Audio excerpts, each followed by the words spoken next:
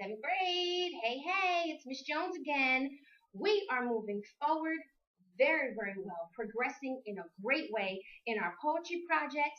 I am so excited because we have gotten through four of our poetry projects. We are almost halfway there. After today, we will definitely be more than halfway there. We have gone over haikus. We have gone over cinquains. We have delved into diamantes, and we've done acrostics. The next thing we are going to go over is one of my favorite types of poems, and these are called repetitive poems.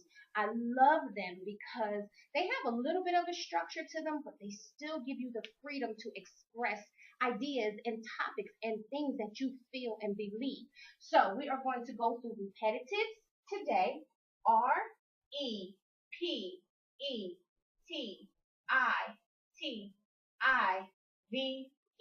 Repetitive.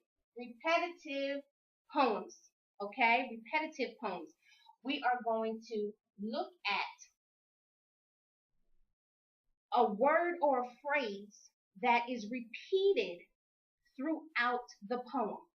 It's a word or a phrase that we repeat throughout the poem. So then you may say, well, Miss Jones, where do we repeat it? Where does it go? How does it work? Excuse me. You can either put the repetition in the beginning of the poem. You can put the repetition at the end of each line of the poem. Or you can use a word or a phrase at different places in the middle of the poem. But as long as you are repeating a word or a phrase multiple times in a poem, it is considered a repetitive poem. One of the easiest things, topics that students like to include or incorporate is I believe, or I think, or I feel. And so the poem that I'm going to present to you actually is the first few lines of a repetitive, and it's an I believe repetitive poem. Okay.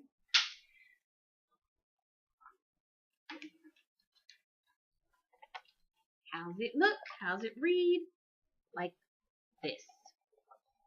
I'm hoping you can see it clearly on your screens. I believe humanity will appreciate the differences in others one day. I believe peace will replace violence in the world one day. I believe my dreams and aspirations will come true one day.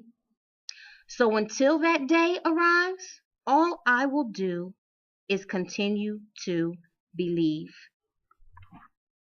And as you could see, ladies and gentlemen, there were several areas of repetition in that particular poem. The beginning of each line began with I believe. So I did the repetition in the beginning of the line because that's acceptable. The end of each line ended with one day. So there was repetition in the beginning of each line. There was repetition at the end of each line as well. And then my final line of my poem, I took pieces of the word. I didn't phrase them together. I didn't say I believe one day together. But what I did use was the word day, I, and believe, but at a different place. The final line was, so until that day, all I will do is believe. Okay? So the repetition of the words I, believe, one day was throughout the poem in different places. But again, that's what repetition or repetitive poems do. They repeat a word or a phrase throughout the poem, either at the beginning of each line, at the end of each line, or somewhere throughout the poem.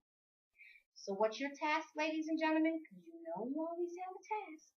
In class, I would like for you to formulate an original repetitive poem. I want it to be at least 12 lines, okay? At least 12 lines. So it needs to be 12 lines.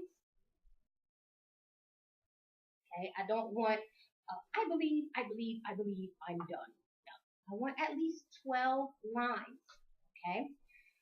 I want you to attempt to repeat at different places. Try repeating some in the beginning, maybe try repeating some at the end and throughout. So I want you to attempt to use the repetition in different places of the poem. All right? Attempt to use the repetition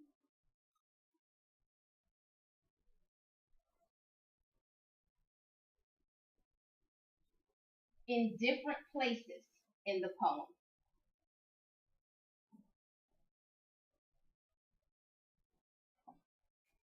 And then, of course, you know me, ladies and gentlemen, if we are talking about poetry, I need the figurative language. I need the similes. I need the metaphors. I need the meaningful feelings. Okay? I need the imagery, those type of things. So please just don't give me the basic, I want to be an NFL player. I want to play football for now and forever. Not the general.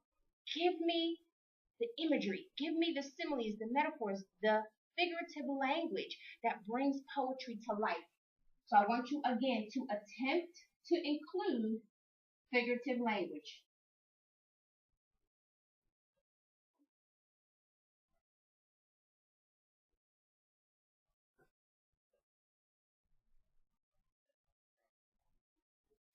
All right, so repeat a word or a phrase multiple times in a poem, either in the beginning, end of the line, or somewhere in between.